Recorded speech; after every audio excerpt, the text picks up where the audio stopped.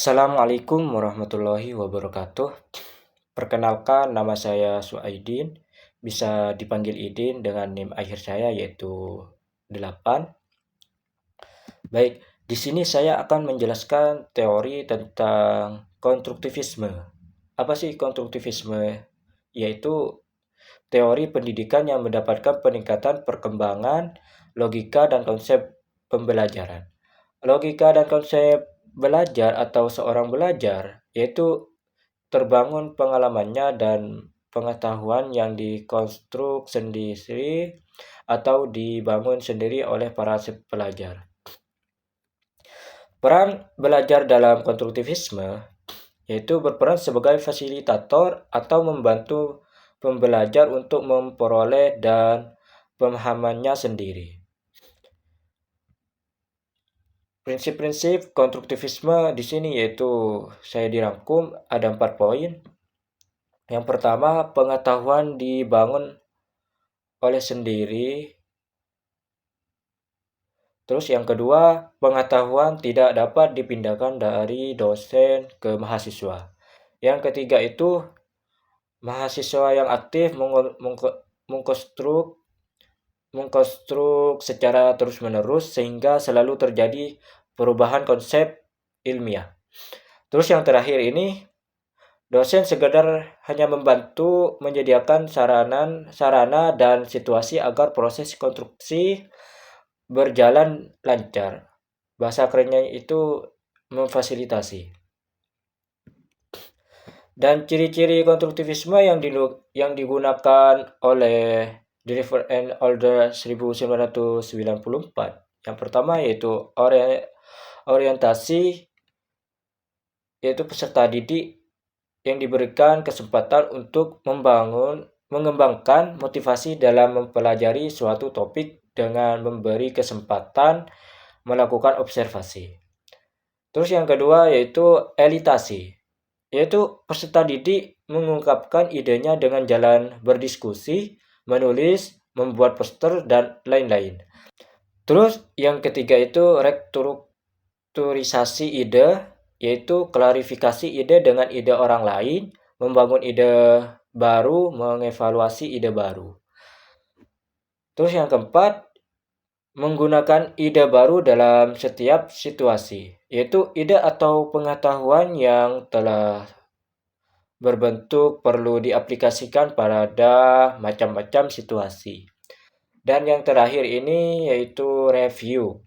Review yaitu dalam mengaplikasikan pengetahuan gagasan yang ada perlu direvisi dengan menambahkan atau mengubah. Konstruktivisme memandang peserta didik sebagai pribadi yang sudah memiliki kemampuan awal sebelum mempelajari sesuatu. Kemampuan awal tersebut akan menjadikan dasar dalam mengkonstruksi pengetahuan yang baru. Oleh sebab itu, meskipun kemampuan awal tersebut masih sangat sederhana atau tidak sesuai dengan pendapatan guru, sebaiknya diterima dan dijadikan dasar pembelajaran dan pembimbingan. Peran kunci guru di dalam interaksi pendidikan adalah pengendalian yang meliputi menumbuhkan kemandirian dengan menyediakan kesempatan untuk mengambil keputusan dan bertindak, menumbuhkan kemampuan. Kemampuan mengambil keputusan dan bertindak dengan meningkatkan pengetahuan dan keterampilan peserta didik yang menyediakan sistem dukungan yang memberikan kemudahan belajar agar peserta didik mempunyai peluang optimal untuk berlatih. Pandangan konstruktivisme sendiri yaitu mengemukakan bahwa lingkungan belajar ini sangat mendukung munculnya sebagai pandangan dan interpretasi terhadap realitas, konstruksi pengetahuan, serta aktivitas-aktivitas lain yang didasarkan pada pengalaman. Hal ini yang memunculkan pemikiran terhadap usaha evaluasi belajar konstruktivisme. Pandangan konstruktivisme yang mengemukakan bahwa realitas ada pada pikiran seseorang. Implikasi teori belajar konstruktivisme dalam pembelajaran. Dari penjelasan sebelumnya kita dapat mengetahui bahwa implikasi konstruktivisme jika kita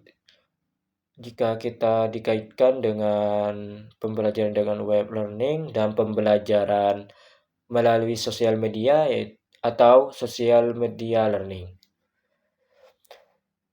Pembelajaran yang keabad 21 telah banyak yang mengalami perubahan, integrasi internet dan sosial media memberikan perspektif baru dalam pembelajaran. Pembelajaran dengan sosial media ini memberikan kesempatan kepada peserta didik untuk berinteraksi, berkolaborasi, berbagai informasi dan pemikiran secara bersama.